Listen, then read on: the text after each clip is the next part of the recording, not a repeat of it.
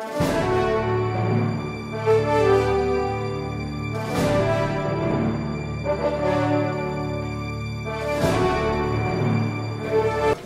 thank you, Mr. Chair, members of the committee. And I'll be brief because this bill has been before you many times before. I want to thank this committee for the attention and the support that you continue to give to the issue of medical marijuana. I also want to thank Delegate Catch, because it's my understanding, as I learned from Delegate Mohan, that you were the first one to really move this ball forward. And I want to thank you for your advocacy. The House Bill 1321 is a very comprehensive bill. And I'm not going to go through all of the details of it, but it expands. It does not get rid of the commission. And also I want to thank the members of the Natalie M. Lecrae Medical Marijuana Commission, because they've done a fine job. However, we know that after a year experience with that system, the ball has not moved forward to actually bring the relief needed to those patients that continue to suffer and in some cases die because of the effects of their debilitating diseases. So House Bill 1321 establishes quite a few provisions. We set up the treatment centers that would be operated by the Department of Health and Mental Hygiene. We have the independent testing laboratories. That's a very critical part of what I feel a successful program will be. It also establishes the provisions for the registration and certification of the treatment centers and the independent testing laboratories. It establishes a cardholder registration system to authorize a qualifying patient to obtain and use medical marijuana. It also limits the amount of marijuana that a qualifying patient may be in possession of to at most a 60-day supply. Additionally, the bill allows the Commission to set reasonable fees to cover its operating costs. There are some other provisions of the bill that are spelled out in the fiscal note, but I won't take the time to go through right now. But I will say that I just want to highlight what's new this year, because, again, you've heard this. 20 states and the District of Columbia have a medical marijuana program up and running. We now have the support of the administration. Governor O'Malley has publicly said that this issue we need to fix. We need to do what we can to provide our patients the opportunity to have medical marijuana. And included with your testimony, you should have a copy of the letter from the Lieutenant Governor. The Obama administration has also decided to allow the banking industry to do business with those medical marijuana and in some cases recreational marijuana facilities. So that's gone. That's not a problem anymore. I wanted to remind you too that this is one of the priorities of the Legislative Rad Caucus. And we have something that we will show you in a short time from Dr. Sanjay Gupta, a very well-renowned medical professional who all of us, no one can disagree that he's one of the medical experts in our country, and he's issued a public apology for misleading the public on medical marijuana, and we will show you that quite soon. So I'm going to stop now. We have a lot of people who have been here all day who have serious concerns with their children and loved ones, and I'll turn it over to Dr. Dan. Good morning. Thank you, Mr. Chair. Thank you, Delegate Glenn. Delegate Glenn and I are absolutely committed to work together and with all of you to solve this issue this year. I did dig out the bill from 1980, Delegate Wade Cash. And I provided a copy for everybody here at the first recent times. Marijuana medical research and treatment, and in 3 paragraphs it sets out more elegantly the needs for this bill and how to accomplish it 34 years ago than the bills that we're having today. Thank you, Wade. And to go down the history, then in the just to run down for a moment, Delegate Don Murphy, another Republican from Baltimore County, put these bills in. When he left the legislature, I was a co-sponsor in 2003. I put in the first medical marijuana bill, and that I did, and that morphed into the affirmative defense bill. Delegate Nathaniel Oakes carried the ball for many years, along with Delegate Kurt Anderson. I thank Delegate Oakes for keeping that alive when a lot of people were afraid or didn't want to or didn't step up. And then I got re-involved in 2009 and 2010. So this has been 34 years. We shouldn't have gone on that long. We we shouldn't go another 34 days till people can get, or even 34 hours, because that's the need of some of these people. House Bill 1101 last year did accomplish a few things. It did set up the Natalie LaPrade Medical Marijuana Commission, and I'm reminded too that the Darrell Putnam Act was what Delegate Murphy put in, what I put in. Darrell Putnam was a Green Beret in Baltimore County who died of lymphoma. And those names, you know, are symbolic. I mean, they're real people, but they're symbolic and emblematic of all the other people, the thousands and thousands of Marylanders over the last 30 years or 20 years or 10 years, whenever you want to count, who have been suffering needlessly. And you're going to hear some of their stories. But I hear those two names, and I think of a lot of other people whose names aren't on bills, but who are just as real and just as important. Besides setting up the commission, the bill did create a data collection system, which I think was your idea, Mr. Chairman. I thought that was a great idea, and that continues. But the academic medical center model is simple. You know, we were warned it wasn't going to work. We tried in good faith to make it work. It's not working. It's never going to work. That's just the way it is. And so it's time to return to the original goal. What House Bill 881 does, is quite a bit simpler than Delegates Glenn's, but they will be working together. It keeps the academic medical centers in the bill, but the issue is who will recommend the marijuana, and in my bill it says a physician licensed in the state, obviously on staff at a hospital or hospice. And that makes this bill work. There's additional, in both our bills, regulations to implement the bill and funding for the Marijuana Commission to continue. So we do that. And we will work together to get the best possible bill out to make this work as much as possible. I also want to say that the Maryland Nurse Association, which has supported this bill from the beginning, supports it again. MedCI, State Medical Society, wants this to move forward. The Psychiatric Society. There is no opposition to either of our bills.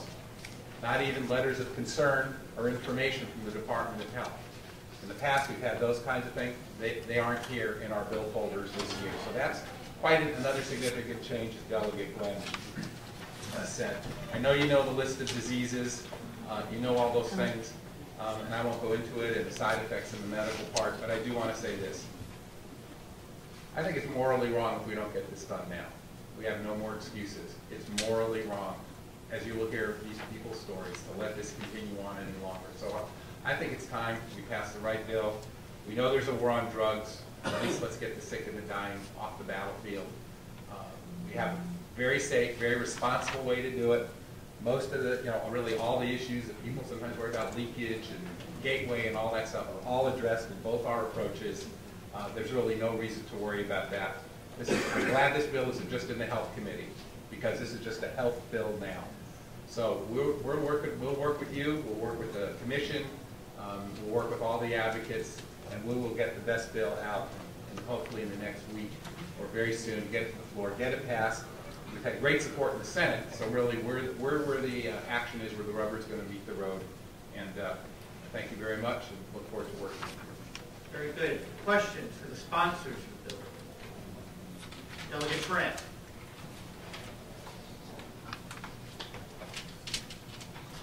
Good afternoon. Thank you for your hard work, and I know this is kind of wrapping up here. And so there's one part of it, it might already be in your testimony, it might have been in your letters. As far as once you get the prescription from the doctor, where do they go and get that prescription? Let me just correct, well, it's not a prescription, it's a recommendation. Technically speaking, you can't prescribe it, but the recommendation. In the original bill and then in Delegate Glenn's bill now, the Marijuana Commission, the Natalie LaPrade Commission, has set out how the growers will be regulated. And the growers will, and there's a whole bunch of security and stuff involved in that, and then the growers will be, in a sense, vertically integrated and be the distributor as well. So through mechanisms of an ID card or some other mechanism, the patient will know to go to a place. We tried to model as much like regular prescription filling. I write up a prescription, the patient takes it, they go to the pharmacy, they get it. In this case, they get a recommendation and go to the grower distributor. The grower distributor may have satellite offices all under control, so that people don't have to travel too far and they're geographically distributed. That's how it works. It's all controlled, safe, in the regulations that have been promulgated. Additionally, there's a whole bunch of stuff about non-adulterated product and things like that. So it's pretty much been thought through. And if I could add, there are treatment centers that will be set up throughout the state so that people will have the opportunity to go get the prescribed medical marijuana from the treatment centers. Let me say, Delegate, this was largely worked out in last year's bill. So it just, most of that, 90% of that carries over. And the part about, I've never heard of a recommendation from a doctor. I mean, so you get this, not a prescription, you get a recommendation. I don't know what you put the recommendation on. Just consider it as a prescription. I'm just being technical with you. So consider it a prescription. And then, of course, we talk about prescriptions and you decide what medical providers can actually prescribe. Everybody can prescribe in the state of Maryland. Some nurse practitioners can prescribe, some PAs can prescribe, depending upon this is what state you're in. limited to physicians. They're physicians only. Physicians only. No one else. Not dentists, podiatrists, nurse practitioners, or anybody else. Then physicians only. Okay, then my last point is we want to get this rolling. There are other states that have growers, and they have all different kinds of flavors of marijuana now. I mean, they've gone overboard. And so why not just work with those guys, because it's already established, they already have their marijuana ready to go, rather than trying to grow our own. Just asking that question. You can't transport marijuana across state lines. Got We are going to borrow. If we could do that with government contractors, we'd be in business. We are borrowing, we are learning from the experience of others. And in terms, I wouldn't call it flavors. There are different strains of marijuana that work well for different circumstances. And in fact, in Israel, where they first isolated THC, tetrahydrocannabinol, which is the psychoactive ingredient, they're now up to 85 separate chemical cannabinoids. And they are now figuring out which cannabinoids work for different situations. As you'll hear from some of the people, there's some cannabinoids that work really well for children with multiple seizures. And by the way, as most of you know, my wife is back there, we have a daughter who has epilepsy. And so we've lived through it. Not epilepsy as bad as this, but we understand, how heartbreaking that is, because we've watched our kid have a seizure on many occasions, and it's difficult. I can't even imagine what these parents are going through, because I know what we've experienced ourselves. So it's not flavors, it's different strains that have different medical properties, and as the science of this advances, that's going to even become more sophisticated, and there are parts in both our bills that will address that. Because this is medicine, not flavors. Additional questions? Delegate Catch. Yes, let me just say that after 40 years here, and this is my last year, there's nothing more that I would like to see than this legislation pass, because then we can end the suffering for some of the citizens of Maryland. The suffering has gone on too long. It's ridiculous. I look out at the audience, and I'm looking for people who come year after year. And of course, some aren't here anymore. And I think to myself, my gosh, these poor people suffered. And now they're gone. And it's so unnecessary. So I can't say in the strongest terms, this bill must pass. Thank you. Delegate Krebs. Thank you, Mr. Chair, and thank you too for trying to find a solution to this problem. I think our biggest hang-up has been with Congress that for those same number of years have not taken this up to try to make it easier for the states to have it done legally. But just one little comment, you said there was no opposition, and just to set the record straight, we do have opposition from the Maryland Chiefs of Police and the Maryland Sheriff's Association. Is that for medical marijuana? Yes, it's in the bill folder. But I just wanted to say that.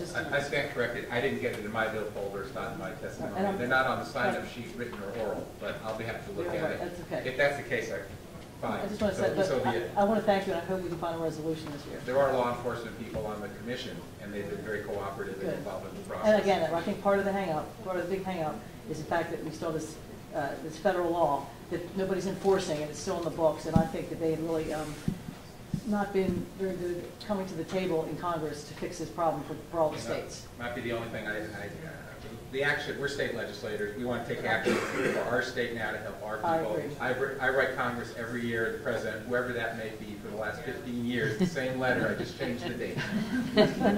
Please fix this, so and all my federal legislators as well. Yeah. Thank you for your advocacy. Additional questions? Delegate Glenn Moorheim, the commission within the last 24 hours released regulation, draft regulation. Yes. Just wondering if you had an opportunity to review them, and if so, your thoughts. I have not had an opportunity. know that they. I bleary-eyed scanned them last night, but what we will do is go through those regulations, Delegate Glenn and I and any other interested parties.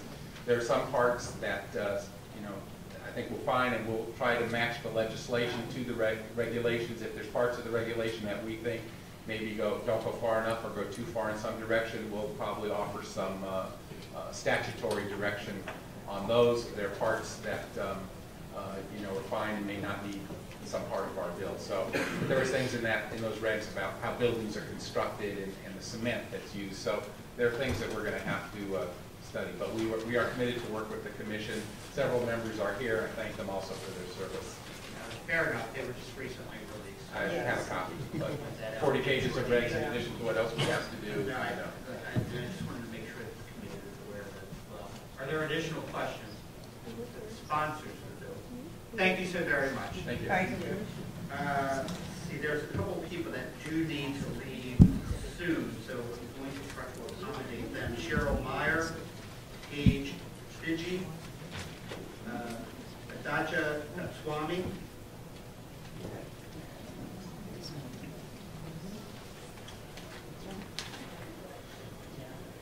Mr. Chair, before Paige puts forth her testimony, we have a short video that we want to show first. Very good. Mr. Chairman, I'm a bill environmental. Very good. Thank you. So Cheryl, why don't you go ahead? Okay, thank you. Thank you for listening to my story. I come here as a mother of a child who suffered intractable epilepsy. My child's name was Gavin Meyer. He was born with lissencephaly, Miller-Dieker syndrome, and right from the start, we were told nothing but bad news about his prognosis and what he would be capable of.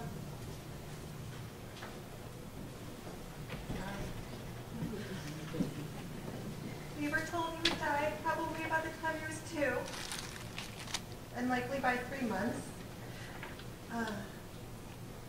And having a child like that, you know that it's your job as a mother to do anything possible to make their life easier as well as it can be. One of the hallmark symptoms of lissencephaly is intractable epilepsy. Every child with this disorder will have terrible seizures. It's a definite. And most of those children don't respond well to medications that are already on the market dedicated for seizure management. They just don't work. I have 3 other children, and of course with 3 other children, they have basketball, gymnastics. Through all of those activities with the other children, Gavin had seizures, terrible seizures. Taking my daughter to soccer practice, I had to pull my car over on the side of the road, almost get into an accident, because my child, Gavin, was having a seizure. He couldn't breathe. He could have died in the back seat. I had to give him rectal Valium in front of my other children on the side of the road. It's unacceptable that I should have to do that as a mother and that he should have to live through that. Other side effects of his medications are terrible and debilitating. He lost his ability to swallow. He aspirated constantly and had pneumonia many times because of that. He developed muscle trembling, lethargy, and weakness. The things that he enjoyed, swimming, playing in the sensory room at the Maryland School for the Blind, he couldn't do all the time because of that. And it affected his quality of life. I first learned of the potential benefits of marijuana for intractable seizures, highlighted, through news stories about children and their families who were having success, like Paige's daughter, who it was working for. She was getting her life back. Her life was being saved. I wanted to try this. I spoke to my pediatrician, I spoke to my neurologist, and they were both willing to try this because nothing else was working. Unfortunately, obviously, they weren't able to order it, prescribe it, and I was unable to get it for my son. And I felt robbed, completely robbed. My opportunity denied for a medication that might help him and our family. We even contemplated moving to Colorado. We were so desperate to help him. but my son was too medically fragile to make a move like that, and it would be cruel anyway to make me pick up my life from here, a place I've called home my entire life, to take my children from school, have us leave our jobs, to do this, to try this one thing that could make a difference in my family. And unfortunately, my son did pass away in November because of complications of epilepsy and lissencephaly. And it's too late for my son. Obviously, he's passed away, but there are many other families in Maryland who have similar predicaments like mine, who have similar children like Gavin, and they could be helped. This is a basic right. We deserve this, and our children deserve this. Thank you. Thank you.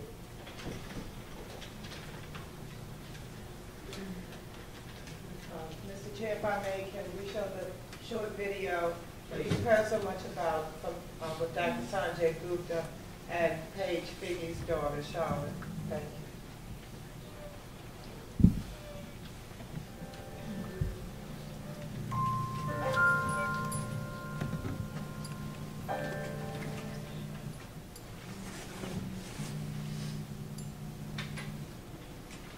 Sanjay explains in an article he entitles, "Why I Changed My Mind on Weed." In it, he writes, and I'm quoting, "I apologize because I didn't look hard enough. Until now, I didn't look far enough. I was too dismissive of the loud chorus of legitimate patients whose symptoms improved on cannabis." They classify marijuana as a Schedule I substance, saying it's in the category of the most dangerous substances out there. And when I looked carefully at that, I found there was really no scientific evidence to say it was that dangerous, that it had high abuse potential, and that it had no medical applications. I believe it does have medical applications, and I just thought it was an important message to get out there. And you also conclude, Sanjay, and I read your excellent article, you conclude that in certain cases, medical marijuana is even more effective than various pharmaceutical drugs, right? Oftentimes these patients are miserable. They get narcotics, morphine, OxyContin, Dilaudid.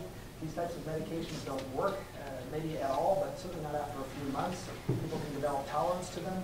And you come to find that marijuana, in a percentage of patients, not only does it work better than these narcotics, it's much safer. There's a death, an accidental overdose death from prescription medications every 19 minutes in this country. Those are dangerous medications. They have a role, but they can be dangerous. Whereas with marijuana, I couldn't find a single confirmed overdose death. So you have something that works better, may work when other things don't, and probably much safer.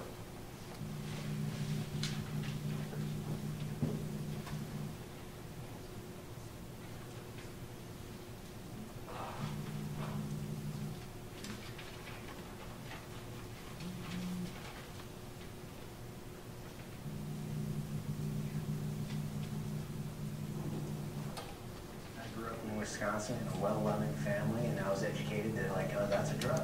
You don't do that. And I never did. All reasons why the Figgies stayed away from marijuana. Until this. And this might be hard for some of you to watch.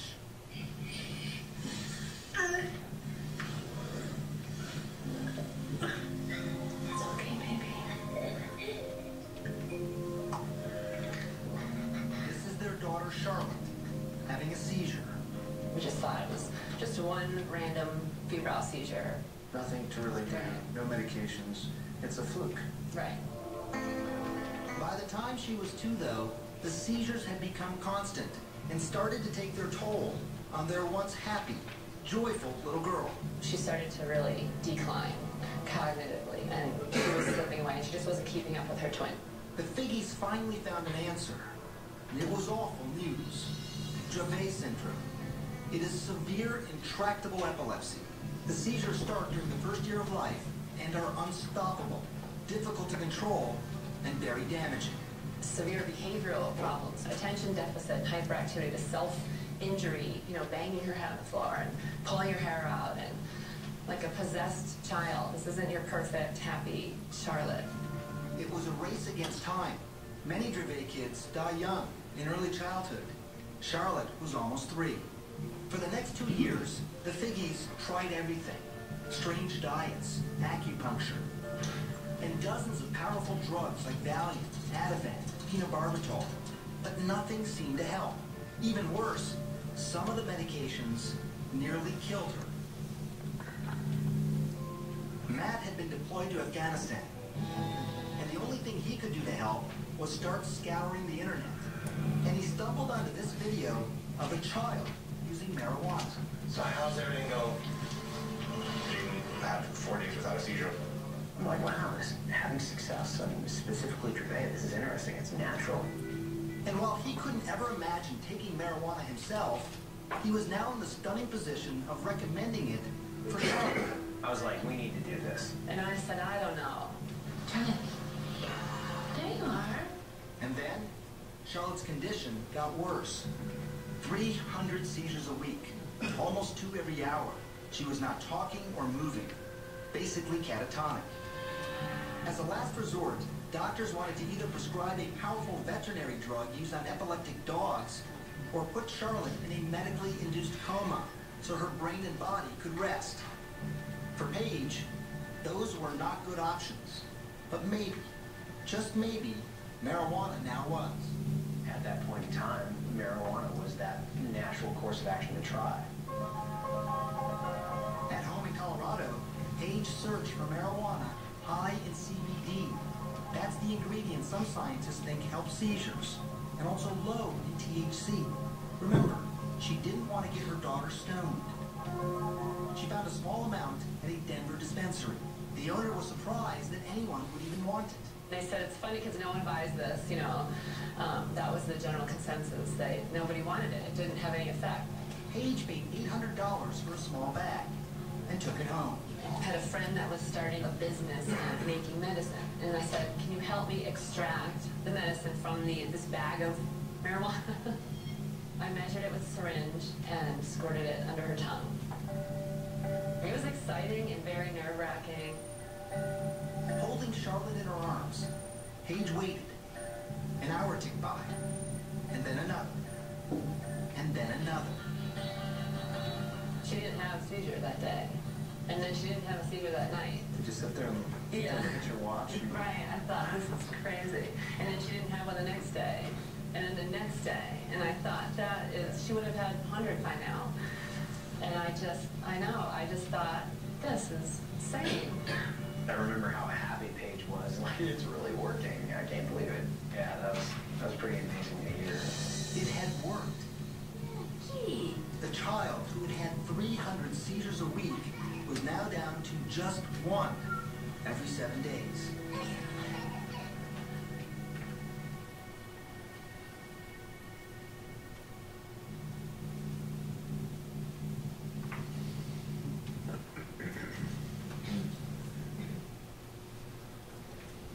Thank you for having me and for letting us watch a movie. So Charlotte is my daughter. I'm here from Colorado I'm here as a success story for what all these parents you'll hear today are asking for. There's other patients that obviously are pediatric. Charlotte was 5 when I began the treatment, the youngest child that I know of, the youngest in Colorado. And we're 2 years, she's 7 now, we're 2 years into treatment. She remains 99.9% seizure-free. We are off all of our pharmaceuticals. With her syndrome, it is life-limiting. So you do not grow out of Dravet syndrome. It's a genetic mutation. It is unheard of for a patient to be off of all their pharmaceuticals with this syndrome. So it is working. It's not good enough. It's one anecdotal story. So what's happening is we've actually began a nonprofit organization. I've actually brought the fellow Joel Stanley here from Colorado who makes the medicine. And the parents, I knew when I came up with this information that this is working with our daughter would be flocking to Colorado. And that's just what they're doing. They're leaving Maryland, they're leaving other countries, and they're coming to Colorado for this medicine. And it's working. And even that's not good enough. We need more studies. So we're studying this. The medicine we give it's just like a prescribed pharmaceutical. We treat it somewhere in between a pharmaceutical and a nutritional supplement. So it is tested. We have a laboratory. We have a pharmaceutical chemist that works for us, and then we send it out in lab tests. Charlotte does not smoke this medicine. This is a metered oil, sublingual oil. And we're seeing hundreds of patients that are now on this medicine. We've studied them in an abstract study, multiple abstract studies, and we see an 85% efficacy on seizure control. So 85% of the patients on Charlotte's Web oil see a 50 to 100% seizure control. We're not the most successful child on this medicine. So I think, I think just the parents are, and the patients and the people of Maryland see these stories. This is a medicinal medicine. This is an actual drug that works for many, many different disorders.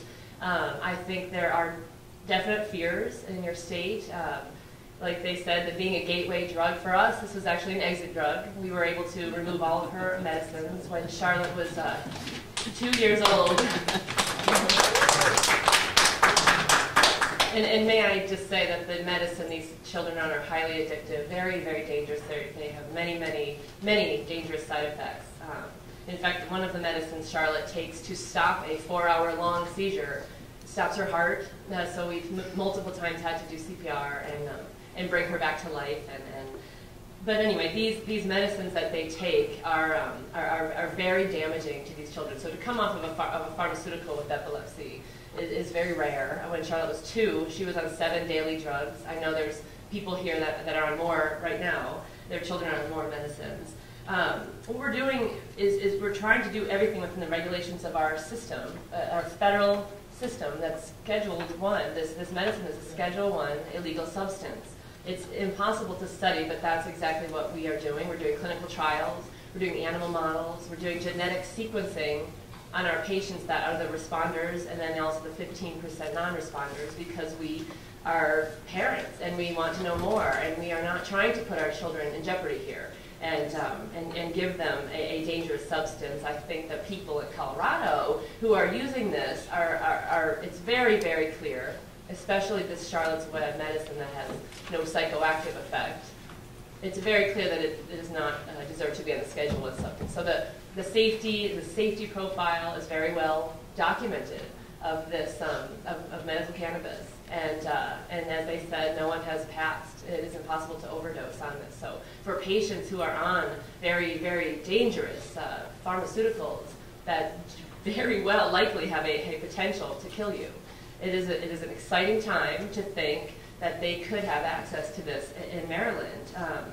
I think the problem here and why they wanted me to come here today is the fact that their children, at least if I'm speaking for pediatric epilepsy, they don't have time. As you just heard, they don't have time. Charlotte maybe had a month to live. She was brought home on a do not resuscitate with a hospice palliative care, and we didn't have probably a month to live. And she's here now today. She's walking, talking, eating. She has a life again. The patients don't have time to wait. I've lost 7 children. 7 of my friends have lost children waiting in different various states for their state to implement a legal medical marijuana program. And I just urge you to expedite the process for these patients to have access to this medicine. I think the scientists, I know the Epilepsy Foundation and many neurologists and many research-driven institutions are asking for more research. They need more patients. They are excited for this. This is the new medicine for many disorders. And I just hope that your state can step up and grant fast access to this safe drug. Thank you for having me. Thank you for traveling so far to be with us today. We'll appreciate it. Begin with Kelly Brown. Thank you, Mr. Chairman, and thank you, one, for traveling so far and for everything that you're doing. This is obviously a tremendous success story. And what I'm going to say, it's been sort of in the news as kind of funny, but I'm not trying to be funny with this at all. How long ago in Colorado was your daughter able to get this type of treatment? How long has it been? 2 years. 2 years. What kind of atmosphere has it been in Colorado since? I mean, is there, obviously in years past there's been a lot of concern. It's sort of like you fear the unknown. What has it been like since? I mean, has anything changed? Are people, obviously Colorado is ahead of what I think ahead of the curve, but do you think that you know, were those fears substantiated? What's the atmosphere like in Colorado? The atmosphere is different now, I think. I know that on January 1st, the state went recreational. We did not go into the recreational market. We were strictly medical. No, I think it is what it is. You get your recommendation from your doctor. With pediatrics, you need 2 doctors in Colorado. And you do your research and you find medicine. What we've set up with our nonprofit Realm of Caring is a systems to take patients in. We have doctors that work with us. We're tracking the patients with a hospital-grade database. We're doing clinical trials. So I think that we at the Stanley family, the Stanley Brothers and Realm of Caring, have changed the course of what people used to fear in walking into a dispensary and buying weed. I think that we have changed that in Colorado, if I may say so, with it being more paired up with the medical, in a medical direction. And so it's not the fears that are people maybe are watching Colorado and thinking we don't want this in our state. We're not seeing that there. We're not seeing people walking around willy-nilly getting high and crime, and we're just not seeing that actually. So part of the reason I ask, and it was in the, I think it made national news. There was a police officer that had cited a fake story basically, and that 37 people had died from using marijuana in Colorado. And I don't bring it up to be funny. I mean, it's, you know, obviously he got false information, but that's sort of the thing that you have to deal with is, you know, before you're able to pass this sort of legislation, you have to get through that. Right. And that's why I was asking what the atmosphere was like and what it's been since. So again, thank you very much for being here and for all that you're doing. Thank you. Thank you, Mr. Chairman. Okay, additional questions? Delegate Collison and Delegate Craig. Sorry. Thank you, Mr. Chair. And thank you also for traveling. So the system that you're talking about, this is a total delivery system for medical marijuana, right? So it has the physicians, it has the providers. Because I heard you say you have to find the cannabis that you're going to use. I don't anymore. We set up programs with our grower, our person who grows this, and not any longer. But I found this. Okay, so we set up a program so that people don't have to go through that anymore. So it's been, you don't have to reinvent the wheel. It's been done. So is this a regulated kind of system, or is this something that a group of folks got together and created in order to, you know, sort of be a community of support to each other? We are a community of support, but we are using doctors to help us understand this and dose this. We've come up with dosing protocols. We're tracking the patients with doctors, high-level neurologists, to do this. But the regulation is within the state of Colorado, which is a highly regulated medical marijuana program. But because this is pediatric, these is very, very severe cases, we are going to another level of regulation and creating our own standard operating procedures well above what a typical medical marijuana program usually does. So I guess I'm interested in what that looks like. I mean, not right now, but at some point I'd like to know exactly what are the pieces of the system. And then, I just forgot my other question. So, but thank you again. And I can direct you to Joel Stanley. He'll testify today as well, and he can answer your more specific questions about our system. Oh, I do know. When you say we're studying, who's the we? We have many different organizations, and I'm sure Joel will go into that. Many different universities that are going to look at this and study this under a double-blind placebo clinical, typical FDA trial. We are using a whole plant oil. The typical FDA model is one isolated profile taking out of the plant of 400 possible in the plant, but we're using this and it's working, and so we are going to continue to study this in an FDA-approved clinical trial, whole plant with multiple compounds. But we're doing it as you would do a new seizure treatment. It just happens to be Schedule 1, and it's illegal to study it, but we're doing everything we can within the mandates to do that. Thank you very much. Delegate Collison, we will be pulling the Colorado regs for the committee's review. Thank you. Delegate Craig. Yes, she answered part of my question. I mean, for this committee, it's not if we're going to do this, it's how, and the how has been the problem. And I mean, we all had the will to do something within the confines of the law. And I guess my question for you, you're fully legalized now in Colorado, but that's not what this bill does. No. I guess how did you get to the point where you were, I guess this is the same question we're getting asked here. Does this bill cover that? I mean, if we pass this bill like it is, would we be able to follow and do what you did up until January 1st? Because right now you don't have as many regulations because of... Yeah, the only thing January 1st changed is that it changed nothing for my situation, for our child. But it made it easier for you to get the product, did it not? No. It did not? It's the same exact, it's a totally different, we're in a medical marijuana program. The strain of marijuana, the Charlotte's Web, is considered hemp, and after January 1st, we now can grow this as hemp, so it does free us up in that way, but that hasn't happened yet. So just speaking to today, it has not changed anything, the recreational. Yeah, because truthfully, this is the first time, maybe I haven't been paying attention, but the first year I've really heard about how you're doing this for pediatrics with the oil. I never knew of that. I just thought everyone had to smoke it or eat it. No medical patient should smoke anything. Probably hadn't. Maybe I wasn't paying attention, but it sounds very interesting. Just how you distribute it, how you market it, and do it legally. And so I'm interested in the regulations on. We don't go through a university or a hospital. I think like in your bill, you're asking for an institution to approve this, or a doctor has to be affiliated with an institution. But if they're federally funded, that may be an issue. It's going to slow it up. So you said you had an FDA process you're going through right now. We're trying to get FDA approval to do a trial. Because we've been told by the institutions that they can't do a trial because it's Schedule 1. So it's sort of big. Yeah, you can. There are ways around that to get access. It's very long, very slow, and it's illegal. But it's doable. Anything's doable. Now, I think your testimony about the drugs and what you're giving up, exiting, I think that is very, very powerful testimony.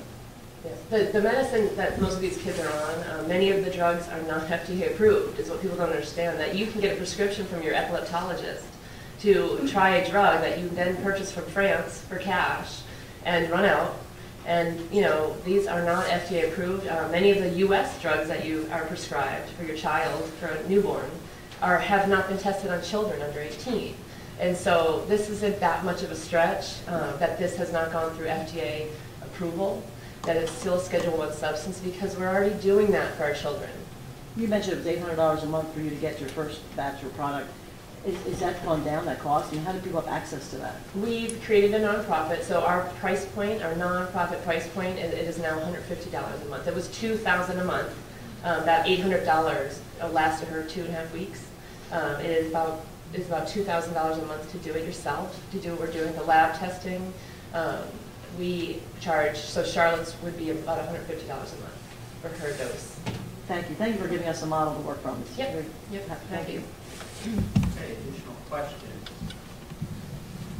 Figi, you had indicated that these are based on clinical trials that participating in. You're looking at different strands.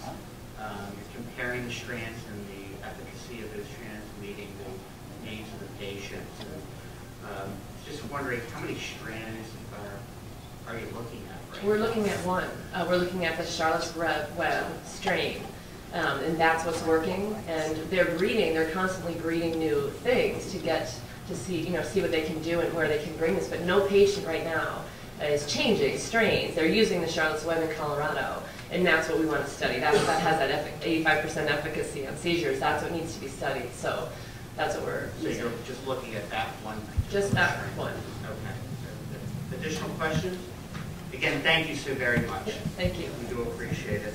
Let's bring up Joel Stanley, Robin Elliott, Harold Kerrigan, Michael Lazuski. Mr. Stanley, would you like to begin, please? Sure. My name is Joel Stanley. I'm from Colorado. My family owns 2 dispensaries there. We founded the nonprofit organization Home of Caring, and we're the creators of the strain Charlotte's Web that you just watched the testimony and the video. I've spent 5 years in the industry in Colorado, and I've seen it go through regulation for the first time. Colorado really led the way there. And I think that anyone from Colorado, both regulators and industry folks alike, would tell you that there were some pitfalls and things like that. We've learned a lot, and I think that your state has done an excellent job of learning from the other states. The sponsors have have really done their homework, and I think that what you have here is a good platform to start with.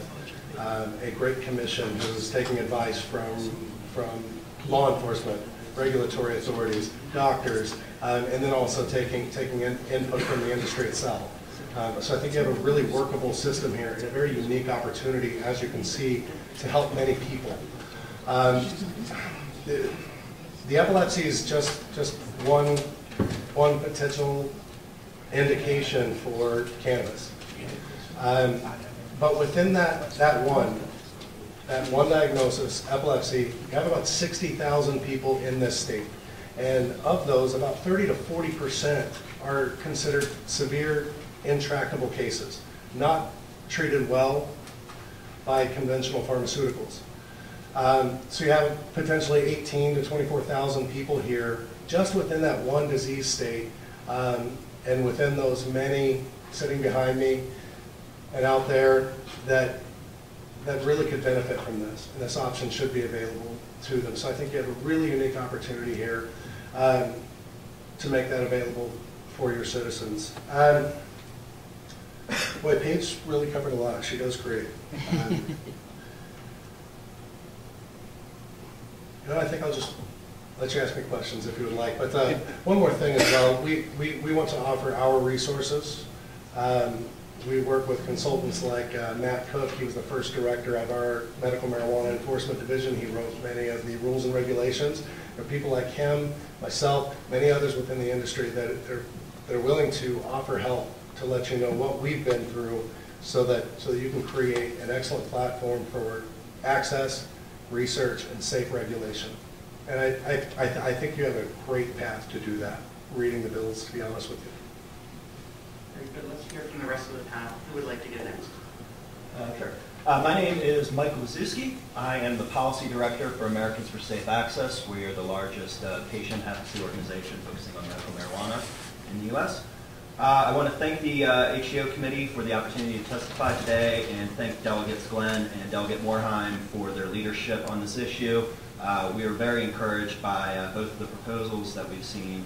As Delegate Morheim mentioned, the problem with the current bill is that even once we get good regulations from it, we can't implement it, and that's because of the federal accreditation issues dealing with hospitals and federal funding with hospitals. But we've seen in other states how the proposals that both Delegate Morheim and Delegate Glenn have put on the table, these proposals have worked in other states. The great thing about the current law that we have right now is that we have the commission in place. The commission is really doing an excellent job with trying to implement the current law, and we thank the Assembly for creating the commission. We thank Governor O'Malley for appointing the commission. We have every confidence that whatever bill this legislature passes this session, that the commission will do a wonderful job implementing it. Just a little talk about the two bills in comparison to one another. Americans for Safe Access, we prefer the vision that's put forth in 1321, and there are 5 main reasons why we prefer this vision. Number one, it creates a strong but reasonable foundation of protections for patients against civil discrimination in the areas of employment, housing, education, organ transplant, and child custody. And we've seen in other states that don't have these protections that patients have faced hardship with these issues.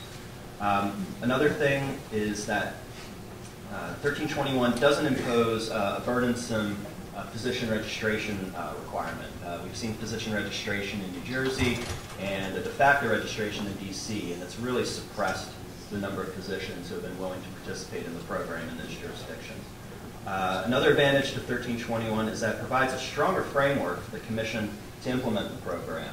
There's timeliness deadlines, there's the explicit cardholder provision, so it gives a stronger framework for the Commission to implement the law.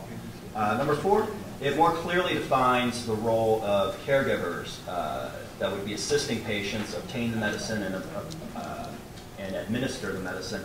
It also clearly provides the legal protection that caregivers need.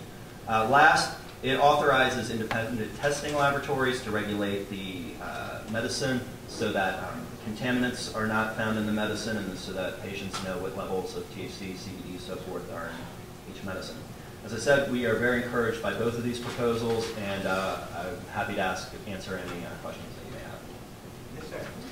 Thank you, Mr. Chairman. Members of the committee, my name is Darrell Carrington. I'm testifying on behalf of CFB Consulting, LLC. We are here in support of both 881 and 1321 with amendments, and our amendments are to actually merge the two bills together. We believe that both proposals are very good. The items laid out in Dr. Moorheim's bill with physicians, and of course in Delegate Glenn's bill, giving us a very good structure and framework for implementing this program here in the state of Maryland. I'd like to also echo comments of Americans for Safe Access and praising the Commission for doing a tremendous job in a very short time period and putting out the draft regulations. We've had an opportunity to review those. We will be commenting on some areas of concern that we have. But overall, it's just a phenomenal job that they have done. Again, I also thank Delegate Glenn and Delegate Moorheim for being so willing to work with the community on trying to make this the best possible bill we can, making sure that we have a program in Maryland that will be responsive to the needs of our citizens. And we'll just stand by the written testimony we provided, and ask for your favorable report. Okay, very good. Questions for this panel? Delegate Cullis. Thank you, and the gentleman from Colorado. Can you just tell me some of the folks, the institutions and organizations that are involved in this, in the system, the foundation that you've got going? Sure. So we have working relationships with doctors from Denver Health. We have a letter of intent from Colorado University, CU Boulder, to study Charlotte's Web and also other cannabis strains as well. You had asked about that, but letter of intent from the University of Mississippi. Dr. El Soli runs the NIDA-funded program down there. Let's see here. We've had, all right, so there's a program called the Anticonvulsant Screening Program. It is funded and run by the NINDS. That's the National Institute for Neurological Disorders and Stroke. It's a division of the NIH, and we've been speaking with their director. They run that program at the University of Utah. I was just out there a couple of weeks ago with the researcher there, Dr. Steve White. They run a mouse model study. Every anti-epileptic drug on the market has gone through this pre-screening program. They would like to introduce this to it, of course, based on lots of anecdotal evidence coming out of Colorado now. So that's very promising. But of course, there are some gatekeepers, and it's going to take a little bit of time. So we're engaged in the discussions with the FDA and the DEA. And so far, you know, it appears that everyone really wants research of this. No one wants to deny these parents. Everyone wants to see this happen safely.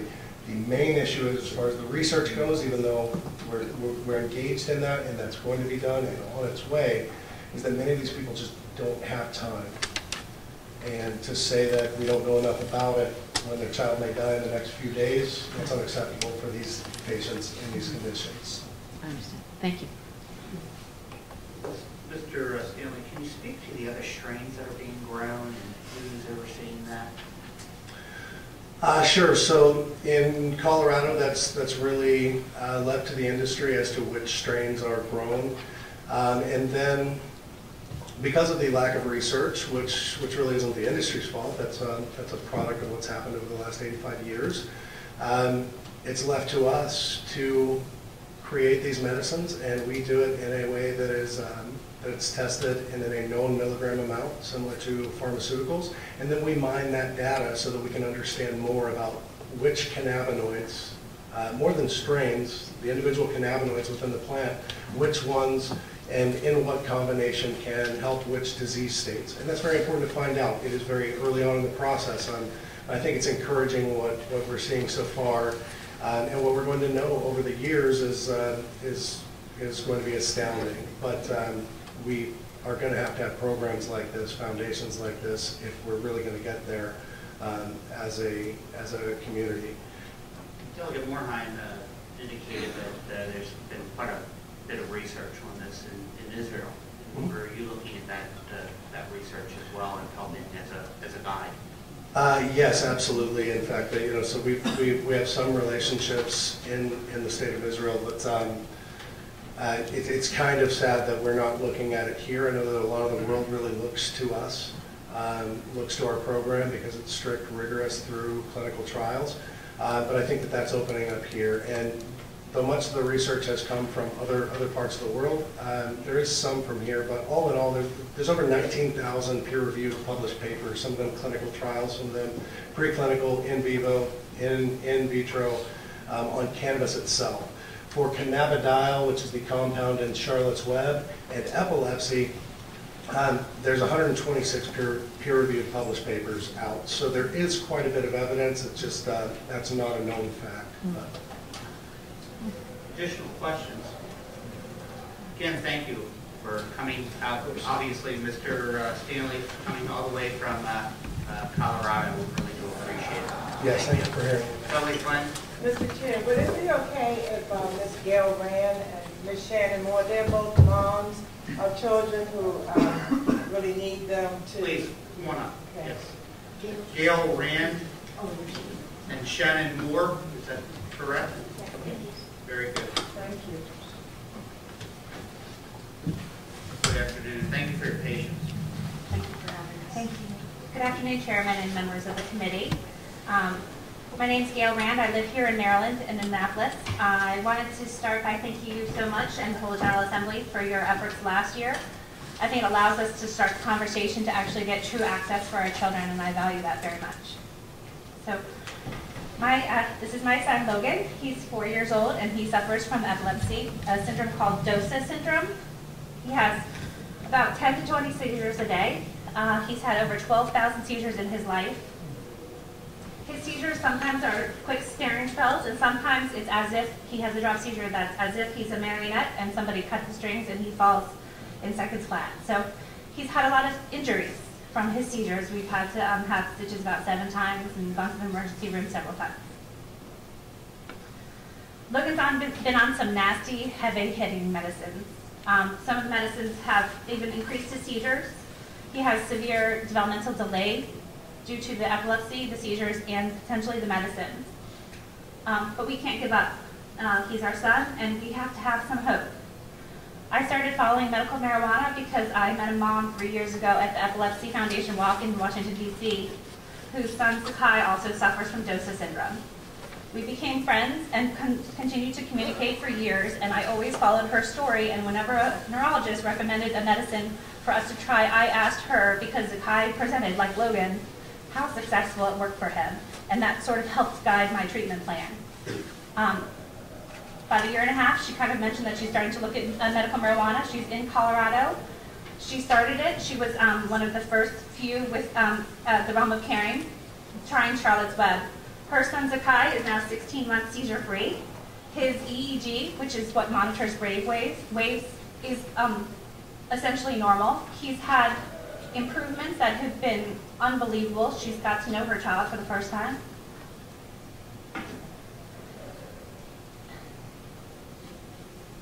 The Epilepsy Foundation last week came out with a statement, and they're calling for appropriate changes to state laws to increase access to medical marijuana as a treatment option for epilepsy, including pediatric use as supported by treating physicians.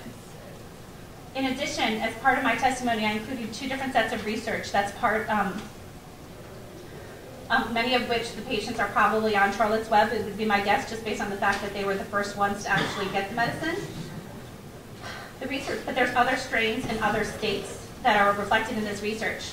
The research has shown that 16 of 19 of the patients, one of the studies, have essentially had a significant reduction in their seizures. 3 of those patients are seizure-free.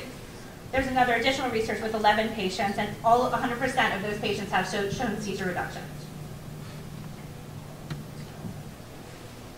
I want you to know that I support House Bill 881 as well as 1321. I'd like both of them to have an amendment to allow minors, like my son Logan, to have access with their physician's approval without needing to get an extra exception. As has been communicated many times today, urgency is of the issue right now with our children, and anything that can shorten the timeline to allow my son to have access is important to me. There's some other components of the bills that I'd like to see in the final bill. I think it's important that we have protection as caregivers. My son's 4, he would need some help administering the medicine, and I think it's important that I'm protected from arrest. I think the independent lab testing is a crucial part.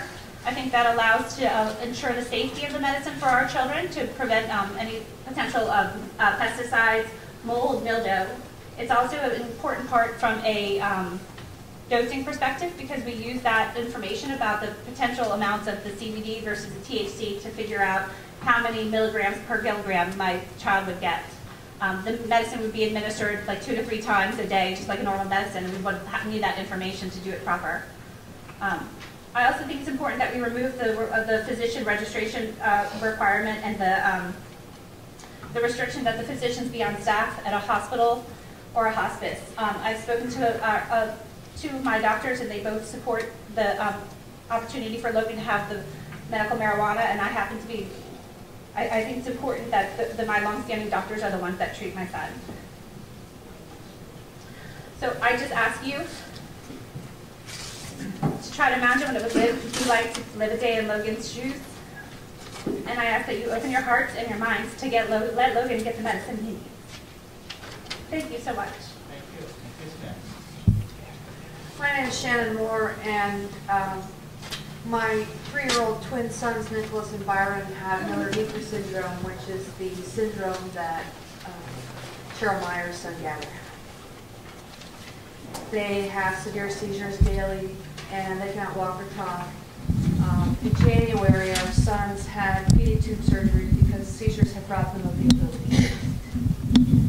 At our last neurologist appointment last week, our neurologist informed us that it was now time for us to choose between quality and quantity of life.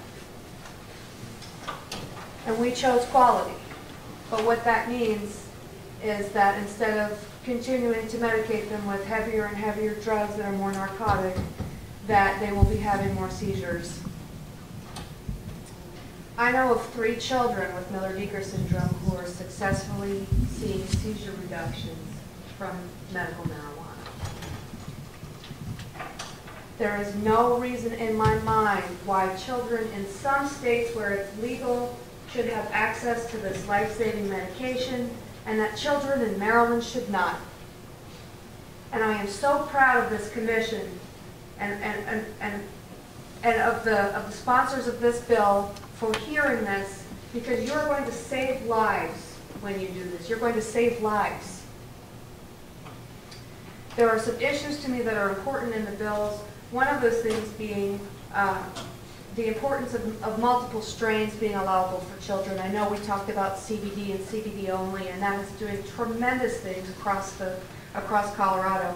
I also know of other parents whose children's seizures were not completely controlled on CBD, but whose seizures were controlled with a combination of CBD, THCA, and THC. So I don't want you guys to get too fixated on a particular strain, although if we could bring Joel Stanley into Maryland, I would do it in a heartbeat. I would do it today. I also want to thank you all for adding in a lot of the considerations that we asked for into these bills. Delegate Moorhan and Glenn have added in seizures. They've added in a pathway for pediatric patients. Like Gail, it's important to me that my long-standing neurologists and doctors who know my children's condition are able to be the ones to prescribe it. I understand the need for protections and to make sure that people aren't getting it on the street if they're not supposed to. But at the same time, I want to make sure that my children are actually able to get access. It's also important to me that that access is not restricted to 5 growers in the state who also control all of the dispensaries in the state. And this may be where I differ with some of the other testimony that you have. But yesterday there was a press conference with parents in New Jersey who were criticizing the state's program that currently exists because their children cannot get medicine except for at the 3 state-controlled dispensaries, and those that they can get, the medicines cost them $1,000 per child per month. So it is really important to allow for competition and to improve access. I don't know that you want the dispensaries also to be the ones that own all of, or the growers to own all of the dispensaries. I think in Maryland we can come up with a more competitive model than that. I would like to close in saying that I do not know if this medicine will help my children, but I know that it will help many children and many people other than my children. And I want to make sure that we make it accessible to everyone. And I want to stop the seizures. Thank you very much. Questions? Thank you very much for your time and testimony here today. Let's bring up Darius O'Grady, Sophia Nitschke, Hunter Holloman, Karen Young,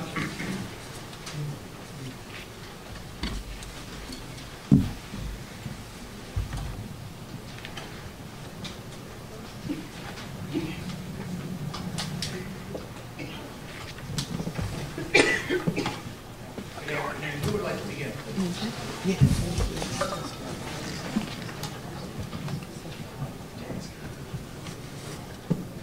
With me? My name is Darius O'Brady. I'm here to urge you to support this bill.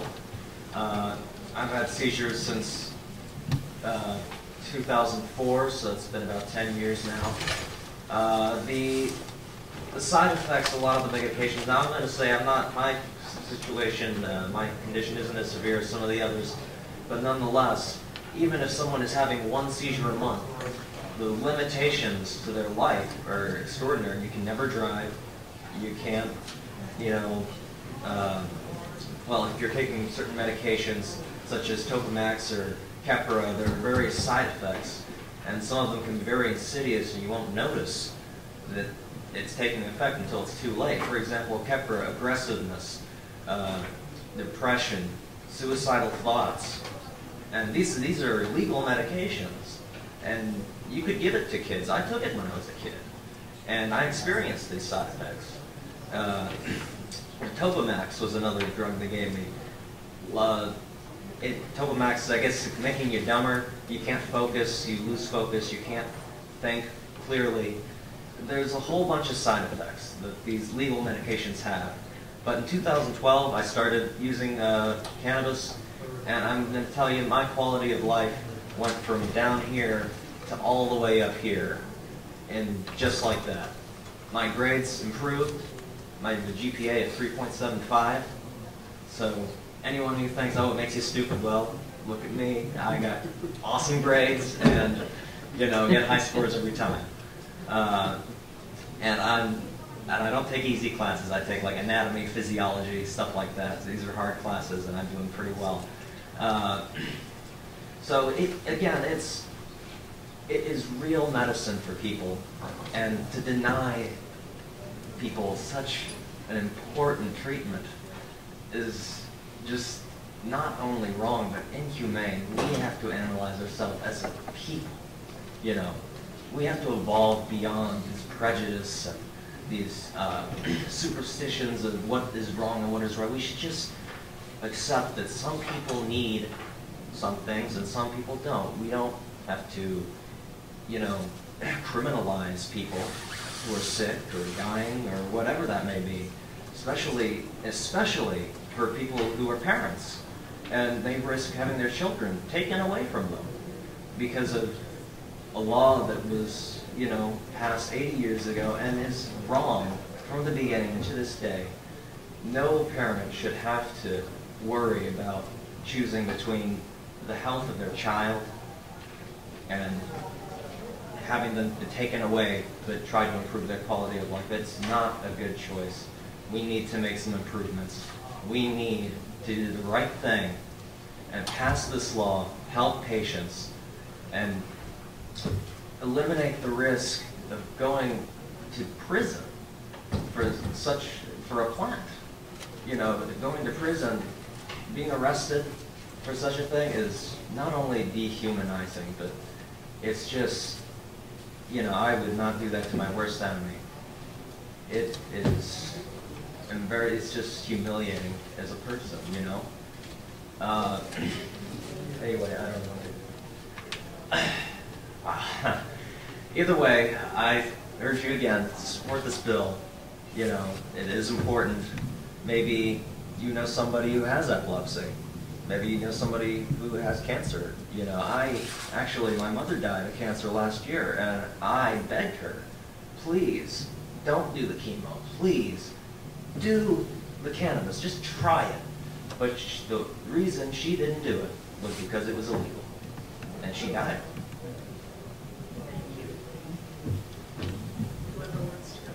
Thank you for your time. Madam Vice Chair, members of the committee, thank you for giving me the opportunity to speak with you all today. My name is Vivian Itchy, and I've grown up in Annapolis. I'm the founder of the MJ for PMS campaign, and I'm a small business owner. I've always been the kind of person people tell their problems, even private ones. There are a lot of health problems and procedures unique to women that no one can see, but which cause great pain.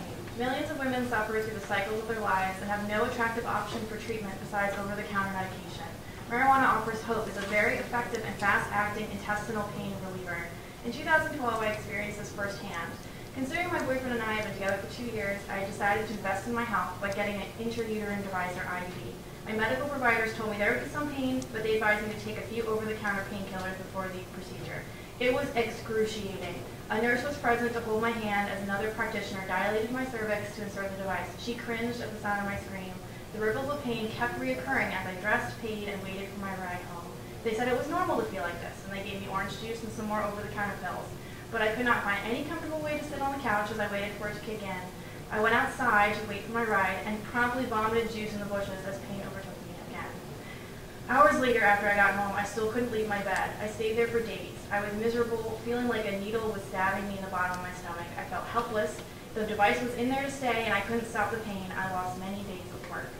I'm a person who usually takes care of other people. This time, someone helped me and took care of me, kept me safe, and gave me marijuana as medicine. It worked right away. Unlike the over-the-counters I couldn't even keep down, and it was far more effective at soothing the muscles in my core. I wasn't going to harm my liver if I took too much of it, and it wasn't going to make me dependent, like opiates.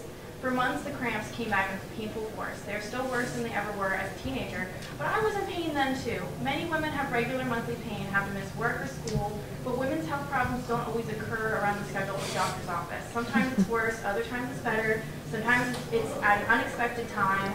Sometimes procedures like cervical scraping or gynecological appointments cause pain too. Marijuana would help. It has helped many women find relief for endometriosis and menopause as well. This kind of pain, the pain that I experience as a woman, and which is often difficult to predict, makes it hard to function or to leave the house. It makes me want to curl up at home when my hips hurt too much to drive. Not only do women deserve safe access for themselves, but I know how important it is that their loved ones are protected. There are many people who want to help the women they care about, and they should be able to access and obtain the medicine quickly and safely when someone they love is in pain. Women in pain and the people who want to relieve their pain and suffering should not face legal prosecution. Thank you for the opportunity to address this distinguished committee. Good afternoon, Chairman Hammond and Vice Chair Pendergrass, as well as the other distinguished committee members. My name is Hunter Hallman, and I work with Americans for Safe Access. I'm also here as a representative of the Maryland State Chapter of Americans for Safe Access. You'll see a lot of our patients here testifying today as we work with. I'm here to testify in support of both 1321 and 881, which will fix a fatal flaw in last session's HB 1101 that prevents the program from being successfully implemented. Specifically, 1321 follows a template that has been successfully implemented in numerous other states around the nation, thus ensuring a timely implementation process that is cemented in best practice. In my testimony last year on the medical cannabis program, I warned the legislature about the pitfalls of passing legislation that was unimplementable. Here we are a year later, and despite the excellent work of the Natalie M. LaPrade Medical Marijuana Commission and the excellent work of the commissioners that are here today, suffering patients are still being prosecuted and incarcerated.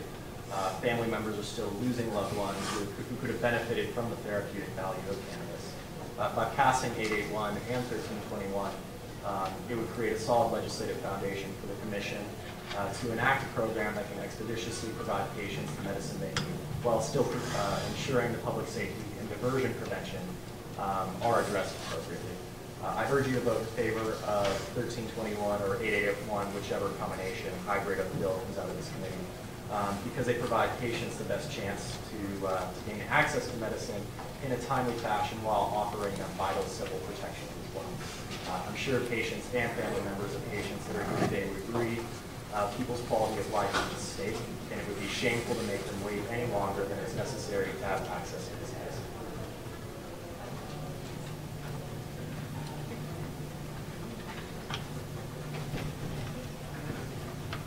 Good afternoon, and thank you for the opportunity to share some comments with you. My name is Karen Young, and I'm here with Shannon Moore. We are friends. Previously, we were professional colleagues, and I mention this for a reason.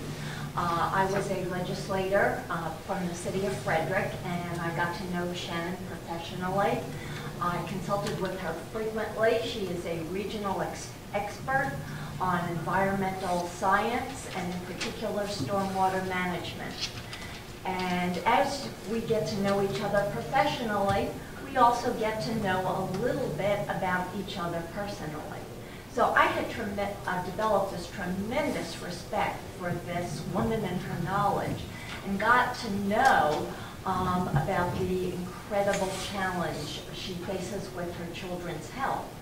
And as she shared her plight with me and the challenge of trying to not only hold down a full-time job and be an expert in an industry and take care of her children's health care, she wanted very much to do something legislatively, but that requires a lot of time. I volunteered to help her. And I bring this up because what this woman brings together, you heard her testimony recently, is not only the expertise of a scientist, but the passion of a mother. We all know the most powerful emotion on earth is the love for a child or a grandchild. So when you bring these two together, this woman has done her homework and is just so knowledgeable about what she has brought before you. I want to mention a few things that have not come up so far, and that is public opinion in Maryland just a few weeks ago. Goucher poll was done. There is a 90% approval rate of medical marijuana in Maryland. Also, one of the things that wasn't discussed today are the side effects of medical marijuana. We have not heard yet about any negative effects, except for two things: slight lethargy and increased appetite. Well, increased appetite, in many of the cases we've heard, might actually be a real positive. I do want to share Shannon's concerns about the accessibility issue. That is my only concern about the bill in its present form. By permitting a monopoly of only 5 growers, there could be unintended consequences. If the price is too expensive, then we risk limiting accessibility to those that are least likely to afford it. And most of these families already have some very serious financial impediments. I'd like to conclude by sharing the statement of a mother that couldn't be here today. She is using medical marijuana illegally, so she will remain anonymous. I am the mother of an angel. She has lissencephaly, Miller-Dieker syndrome. She has blessed us with 5.5 years of her life. She has had severe seizures since she was 6 months old. Countless toxic medications have not helped her from daily seizures. We have tried cannabinoids, and it has helped reduce seizures drastically. I would ask everything we have, or I would risk everything we have, to give her a chance to live without seizures. I don't know a parent who would not do the same. Please consider legalizing what is helping our children. Please don't put parents in the position of having to decide between disobeying the law and helping their children stop the seizures. Please pass this bill. Thank you. Thank you. Questions for this panel? Thank you very much for your time and your testimony here. We'll appreciate it. Delegate Glenn? Mr. Chair, I'm sorry. Could we bring up another person from Colorado, Jill Lamigo and Mr. Paul Firmino? Because his daughter has to. Paul Firmino? Yes. Jill Lamigo? Eric Sterling?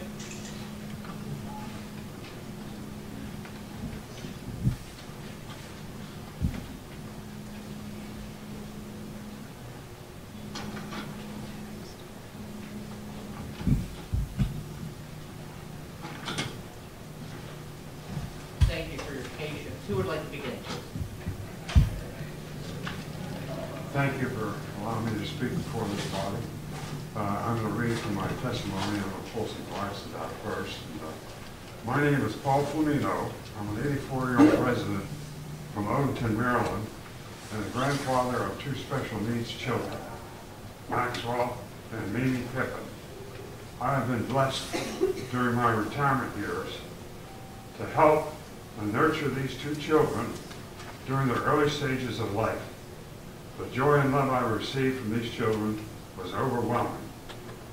But this joy was shattered when holding Maxwell, he experienced his first seizure, with many more thereafter at various times and places, at home, at school, during playground activity, and in shopping malls, and even in doctors' offices and during hospital visits. What more would happen now? His sister Mimi, at an early age, started to have seizures as well, with all the typical manifestations coupled with her eyes rolling upward. I called upon all of my strength and composure to hold back my cry for mercy and relief. But the sight of these children falling before me in so many locations and having to monitor all their movements and readiness to react began to build such anguish within me and with their parents and whole family structure as well. I thought I was strong and wouldn't weaken. After all, during my Air Force service, I experienced so many aircraft accidents, engines exploding, fires erupting, emergency landings, crash landings, and engine flameouts, but still handled it well without any residual residing fears. However, to hold and see your precious grandchildren falling before you with such frequency shook my resolve and demeanor, more so than during my Air Force service. We fixed the airplanes and went on to greater glory. However, the fix is not in yet for my grandkids' seizures. Now the medical community has a fix. Let's help now before my retirement period ends. Our family and our community will be most grateful for your help in this fix. Thank you kindly. Thank you, sir. Yes, ma'am. Thank you, Chairman. I wanted to thank Delegates Glenn and Moorheim for their work, and I support the bills and their eventual merging in the new bill that will result, or the amendments. I am a best practice consultant. I work throughout the country in Colorado. I started in Colorado as a dispensary owner and sat on the first work group that developed the first rules in Colorado. Since then, I've worked for different governmental entities and in Canada with clients going through application processes. I was involved in Connecticut and Massachusetts, Arizona, and I've seen several of these processes come into play. I just want to take the opportunity to explain how far we've come as an industry in the last 2 years and best practice standards, the safety and efficacy. We're getting to the point where we can actually separate cannabinoids through high pressure carbon dioxide, CO2 extraction, butane extractions. We can actually get to the point where if we don't have Charlotte's Web, we can extract different strains and make them CBD heavy. So as an industry, we have evolved so much as far as safety goes. We brought in good agricultural practice, good handling practice, best manufacturing practice. And in Colorado and throughout the country, we've seen a movement away from what we call flower smokables to these infused products. We are getting away from brownies and cookies, and we are moving into transdermal patches and inhaler delivery systems, and it is becoming despite, you know, federal prohibition against us doing research, we are evolving and it is getting cleaner, safer, better. And you had mentioned the kind of Onion article that mentioned 37 people died in Colorado. I'll tell you, I woke up on January 2nd and there was one on my phone and I said, oh no, 37 people got in car wrecks, because we know that the medicine itself does not hurt people, but these pharmaceuticals do. I was glad to see it was a joke and everybody was responsible and drove safely on that day, but you know, that was my reaction. It was not, oh, marijuana killed 37 people, but 37 people drove in from Iowa and got behind the wheel and got stupid. So the medicine itself will not hurt people, and I just urge you to put as much detail in the legislation as you can to lay out the application process so it's not delayed, and that as you go through and choose providers, you look at things, for example, Connecticut, Massachusetts, Illinois, all have extra credit given to applicants for environmental safety, for patient hardship plans, so it can address the cost of this for patients. So I know you guys have had a long day, so we'll leave it at that. Thank you. Questions for this panel? Thank you very much. Do appreciate it. Let's bring up which person? Last speaker. It's Jill Lamoureux. Thank you very much. Thank you. Do appreciate it.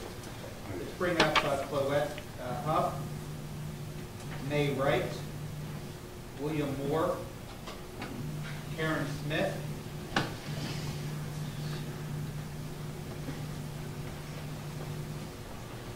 Stephanie Pippin,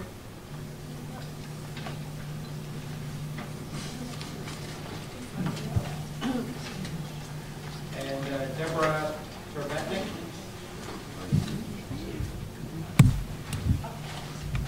Who would like to begin? I would like to.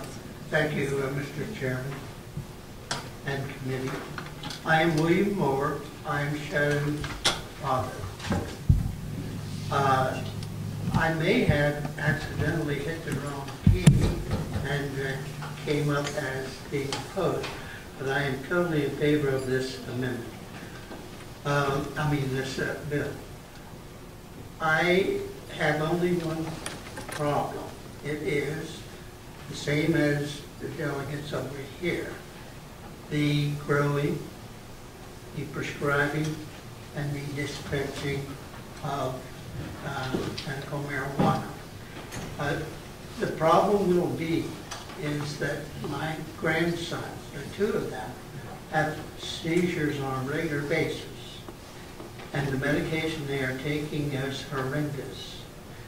And I may not be able to see them without these seizures unless and until we are able to get our hands on the medical marijuana that the kids need. Thank you very much. Thank you. Who would like to go next? I would like to go next. My name is Karen Smith. I'm here to testify in favor of legalizing marijuana for therapeutic purposes. I want to talk about my cousin's daughter and my sister's son. All of the people I'm talking about live in the state of Maryland. My cousin has a daughter with Dravet syndrome. If you look it up on Wikipedia, you'll find a few sentences that you may be able to understand without a medical degree, such as, people with Dravet syndrome experience multiple seizure types that are resistant to most anti-epileptic medications, and focal resective surgery is usually not helpful, as Dravet syndrome is a systemic disorder without identifiable focal pathology.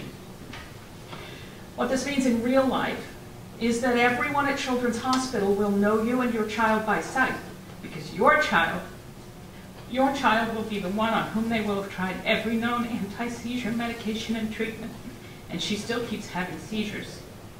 What this means in real life is that your child doesn't get out of diapers until she's 8 years old. What this means in real life is that your child is 12 years old before she says her first complete sentence, even though her injured brain is still so smart that she keeps opening the lock on the refrigerator and you can't figure out how she's doing it. What this means in real life is that your child will have a seizure if it's cooler than 68 or warmer than 83. What this means in real life is that the school system seems to look on your daughter as a seizure training tool and cycles aides through her classroom every few months. What this means in real life is that you drug your daughter with benzodiazepine every day just to keep her alive. What this means in real life is that your daughter will barely have one, and then she will likely die of a seizure before she hits 25. My cousin isn't here today because her daughter has caught a bug, which is one of the many things that can increase seizure activity for a kid with Dravet. She didn't get her written testimony done because she lost heart this week when a family she knows who has 2 kids with Dravet syndrome lost one of them. Every 6 months, another 10 kids with Dravet die from their seizures. You've heard today about a particular variety of marijuana that has been shown to eliminate seizures, certainly reduce them for many kids with Dravet. If this medication is not made available in the state of Maryland for another 6 to 24 months, my cousin's daughter may not be alive to take advantage of it. I'm not sure why this isn't legal already. Doctors prescribe opium derivatives every day in this country. Just to be clear, I'm still in favor of keeping heroin on the controlled substances list, which brings me to my nephew. My nephew is an amazing and wonderful young man with no idea of his own worth. He's creative, intelligent, a talented athlete, sensitive and kind. And when he was in the 7th grade, he was arrested for distributing marijuana in his middle school. Within 6 months, he had tried every drug there is except meth and heroin. He spent Christmas of his 8th grade year in a 60-day rehab facility in Cumberland, Maryland. It saved his life. At the age of 14, he was attending Narcotics Anonymous meetings 6 days a week. He still attends meetings, though not as often, and has been clean and sober for nearly 2 years so far. The recovering addicts in the room will understand why I put it that way, because my nephew does not have a marijuana problem, he has an addiction problem. Legalizing medical uses of marijuana will not make a blind bit of difference to whether he succeeds in keeping addiction at bay. Every single day, he has to avoid marijuana, cocaine, alcohol, LSD, pain pills, and every other form of chemical escape available in today's world. Legalizing marijuana for therapeutic use will allow my cousin's daughter to have a life, and it will not change my nephew's struggle with addiction one iota. Thank you. Thank you.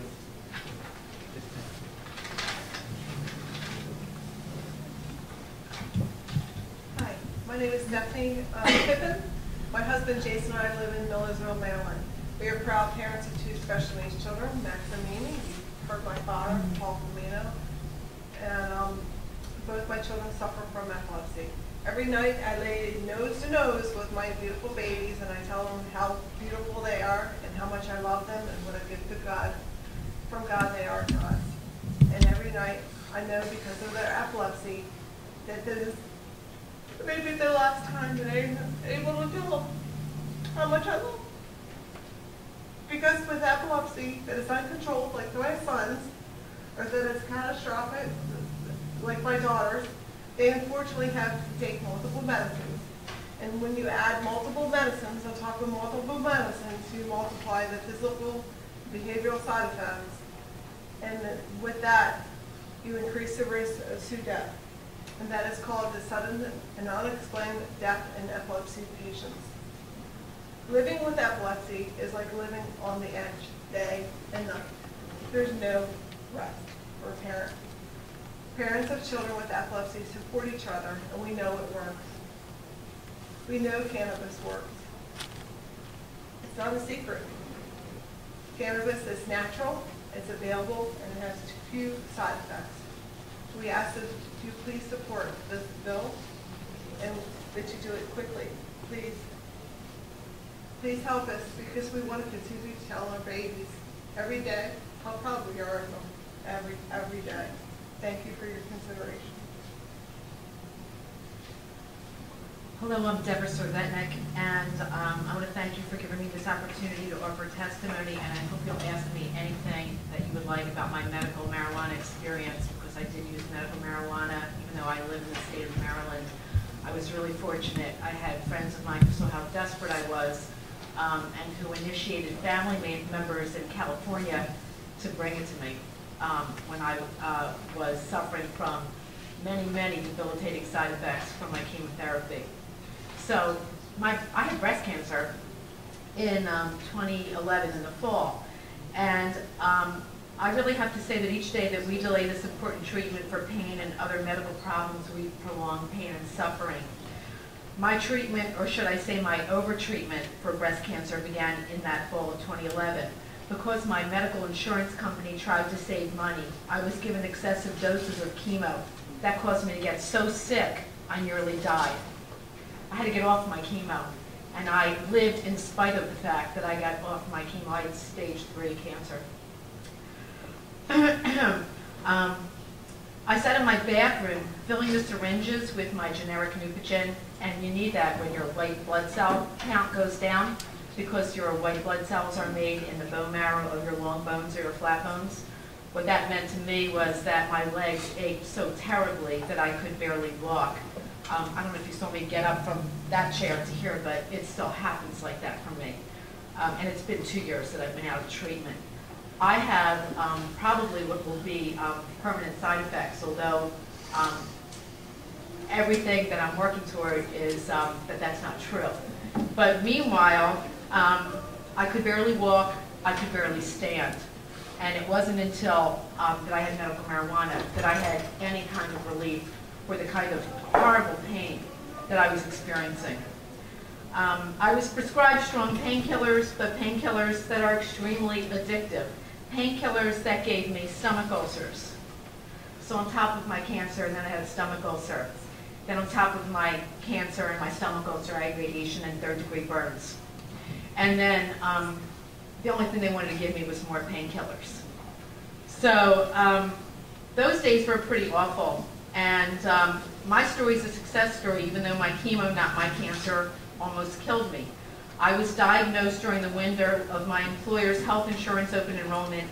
I changed health plans. I found effective treatment with compassionate physicians, all of them who know that I use medical marijuana, and I'm talking the big-time physicians in Baltimore, because I had reconstruction, I had surgery, I went to the best, I had the best surgeons, I had the best oncologists. They all know I'm very upfront about my medical marijuana experience because it meant so much to me. In fact, I belong to Americans for Safe Access because when after I had experienced everything like this, I was so passionate about about using medical marijuana and how it should be available and how we should really not limit it with application fees that are exorbitant, with access that's really hard to get, with pricing that's ridiculous for people to get that don't have health insurance. I have a great health insurance plan, but I don't know, maybe it will cover medical marijuana, who knows? I would hope that that would happen, but it should also be accessible to people that don't have any access to health insurance. My very brave friends came through, I got my medical cannabis, and I ate it, I did not smoke it. I had chocolate, I had Rice Krispie treats, they all came from a dispensary in LA. I had muffins, I had brownies, I had sublingual doses of medical marijuana. And I've used it since to really recover all the way through this. And with medical cannabis, instead of non-steroidal inflammatory drugs or narcotics for pain relief, my stomach ulcer did not return. I did not have to undergo a second costly endoscopy. I did not become addicted to narcotics. I got immediate relief. I was able to enjoy the love of my family and enjoy them in everyday life at a time that I was concerned that I might not have them very long, or at least I wouldn't be around for my 12-year-old daughter. Those were the days I cried and wanted to die because I had so much pain. Cancer's frightening, and the treatment of pain associated with chemo, radiation, and surgery doesn't need to be.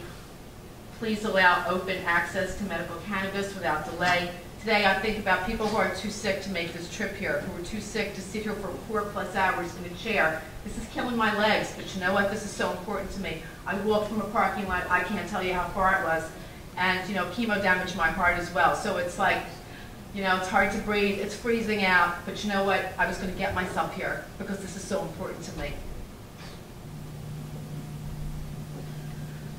Thank you. Thank you. Questions for this panel? Thank you very much for your time and your testimony. I do appreciate it.